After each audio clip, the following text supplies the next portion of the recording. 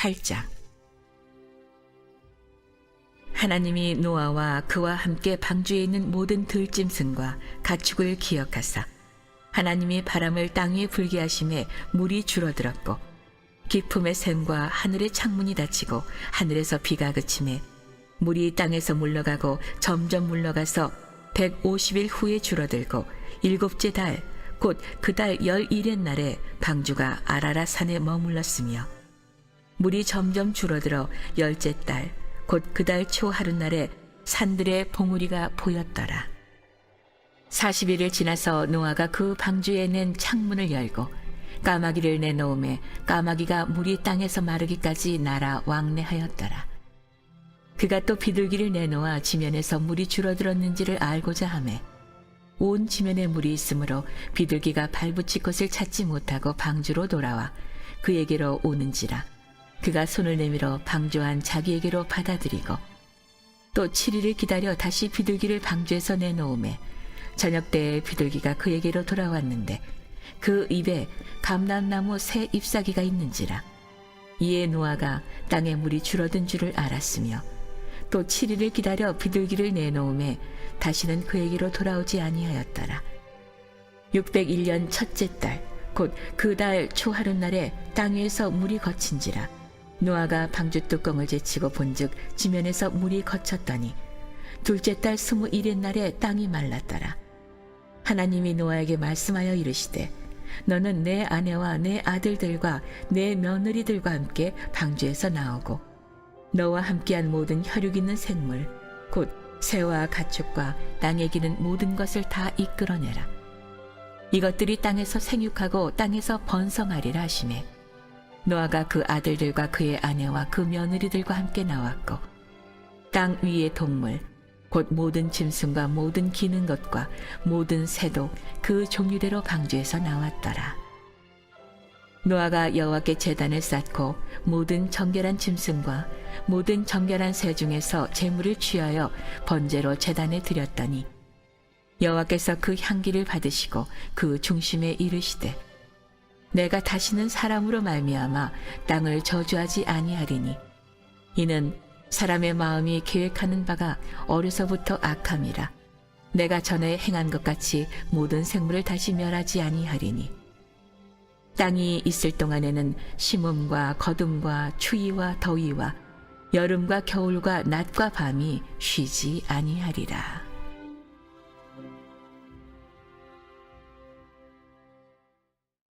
오늘 이 창세기 8장 말씀은 회복에 관한 그런 놀라운 말씀입니다. 하나님께서 온 지면을 심판하신 이후에 다시 회복시켜 주시는 그런 장면이 이 창세기 8장 안에 기록되어 있어요.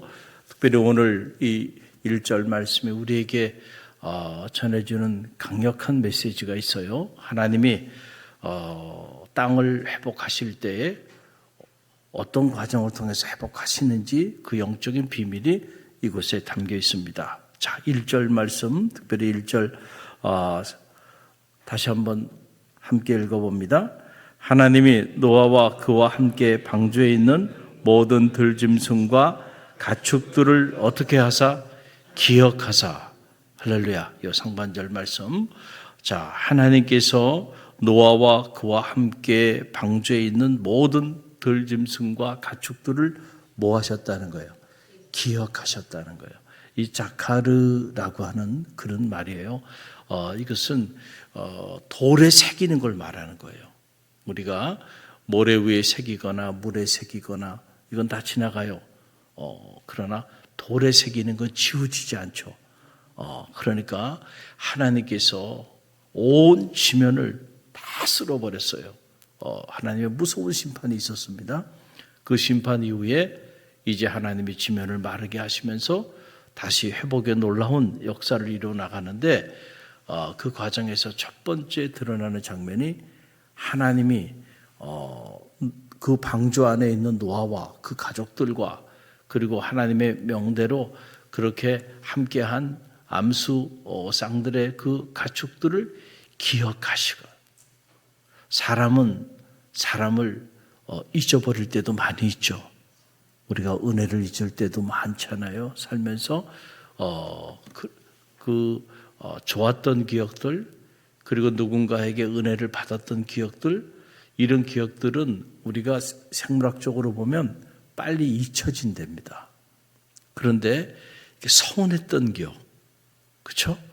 누군가에게 상처받은 거, 이거는요 잊혀지지가 않는데, 그래서 우리가 사실은 잊혀져야 될 거는 빨리 잊혀지고, 그러나 기억해야 할 것은 잊지 않고 기억하는 게 참 좋은데, 생물학적으로 우리가 가만히 두면 사람은 이렇게 은혜를 입었던 그 기억들, 그 좋았던 기억들은 빨리 잊혀져 버리고, 그러나 누군가가 나에게 상처를 주거나, 그래서 내가 어떤 그 아픔이나 고통, 누군가가 나에게 빚을 꽂는 그 서운한 말 한마디, 아무리 머리가 나쁜 사람도요 그건 안 잊어먹는다는 거야. 가슴에 그냥 품고 산다는 거야. 그런데 왜 그렇게 살아가면 안 됩니다. 할렐루야. 우리가 하나님의 은혜를 어떻게 하고 살아야 돼요? 그 은혜를 기억하고 살아야 돼. 그러면은 항상 우리가 위기가 오고 고난이 오고 어려움이 와도요, 그래, 하나님이 그렇게 힘들고 어려웠던 그 절망의 순간에도 나를 기억하셔서 이렇게 구원해 주셨지. 모든 것이 협력하여 선을 이루고야. 이 절망의 순간에도, 숨쉬기도 어려운 이 끔찍한 시간에도 하나님 살아계셔. 그 하나님께서 또 하나님 새 일을 행하여 주실 거야. 이해는 되지 않지만은 그래도 하나님께서 반드시 악도 선용하시는 하나님, 이 악한 역사도 선용하셔서 새 일을 행하실 거야 라고 하는 이 믿음을 갖게 된다라고 하는 사실입니다. 하나님은 우리가 절망 가운데 있고 고난 가운데 있다 할지라도, 사람은 우리를 잊어버리고 우리 곁을 떠나지만 하나님은 떠나지 않는다는 거예요. 기억하신다는 거예요. 할렐루야. 이 자카르의 하나님, 이 기억하시는 하나님을 우리가 생각하면서 오늘의 모든 위기를, 또 절망과 고통을 잘 극복하는 성도들 되시길 바라고요. 또 하나, 하나님이 지면의 모든 것들을 무너뜨리시고 회복시키는 과정에서 하나님께서 어떻게 회복시키시는가, 이 1절 하반절 말씀 보게 되면 그 방법이 나오는데요. 1절 말씀 우리 다시 함께 묵상합니다. 하나님이 노아와 그와 함께 방주에 있는 모든 들짐승과 가축을 기억하사, 하나님이 무엇을? 바람을 땅 위에 불게 하심에 물이 주로 들었고. 하나님이 뭐를 불게 하셨어요? 바람을 불게 했다. 바람, 이게 히브리어 원어로 루아흐예요. 루아흐라는 게 뭐냐면 하나님의 영, 성령이에요. 성령. 그냥 바람이 아니란 말이에요. 루아흐예요.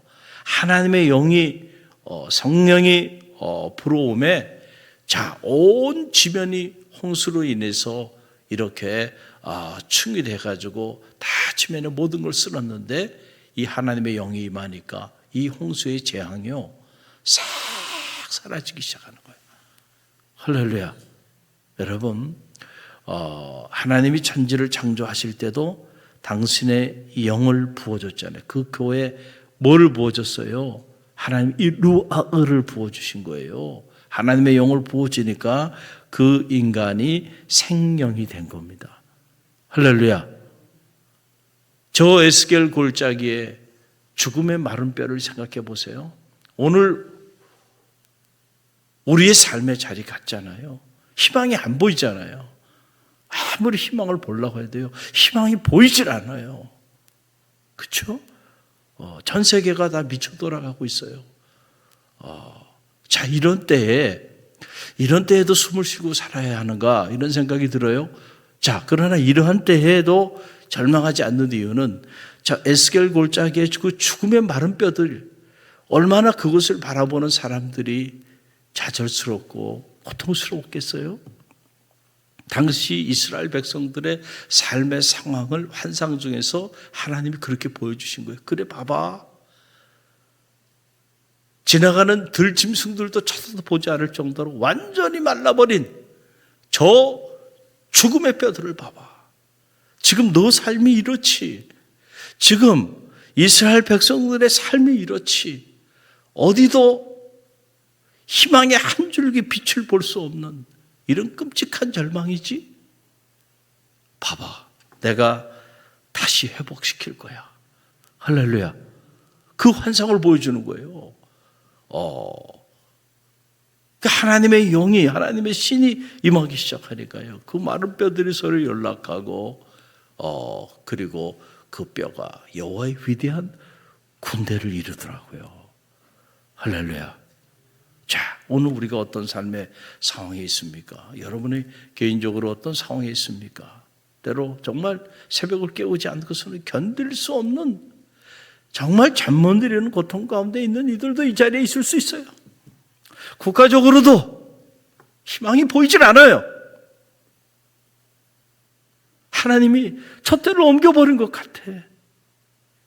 앞으로 교회도 엄청난 핍박과 박해가 있을 겁니다. 어떻게 이걸 뚫고 나가야 될까?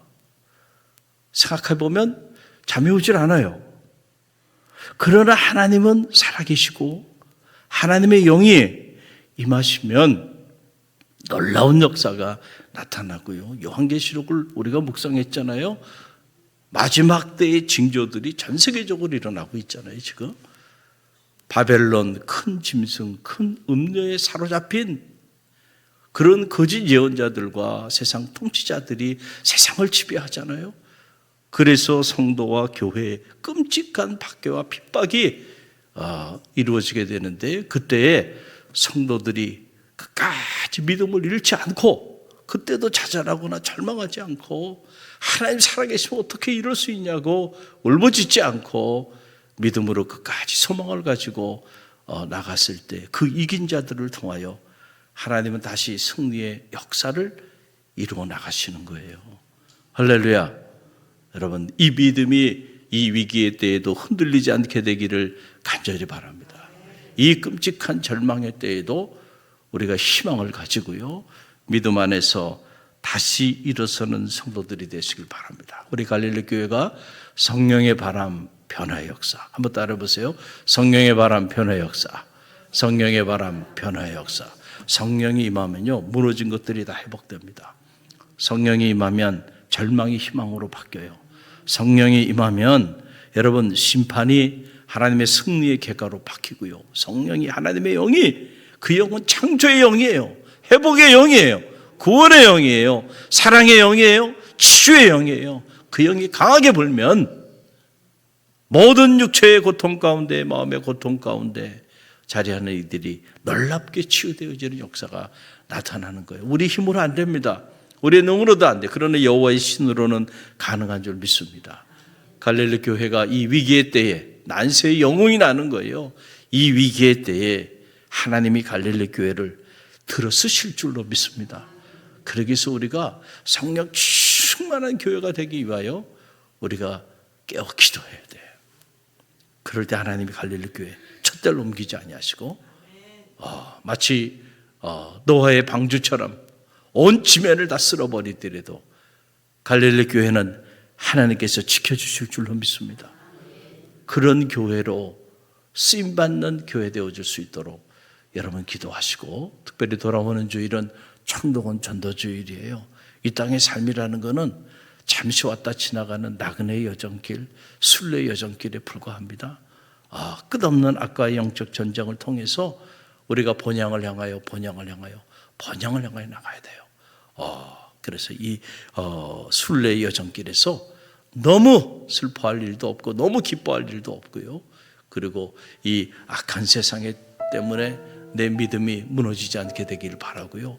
오직 번영을 향하여 이 순례의 영적 여정길, 여러분들이 영적으로 다 승리하셔서 다시는 무너지지 않고 아픔도 없고 슬픔도 없고 사망도 없는 번영에서 하나님 품에 영원히 안식하게 되는 그런 축복이 저와 여러분 가운데 있게 되기를 간절히 바랍니다.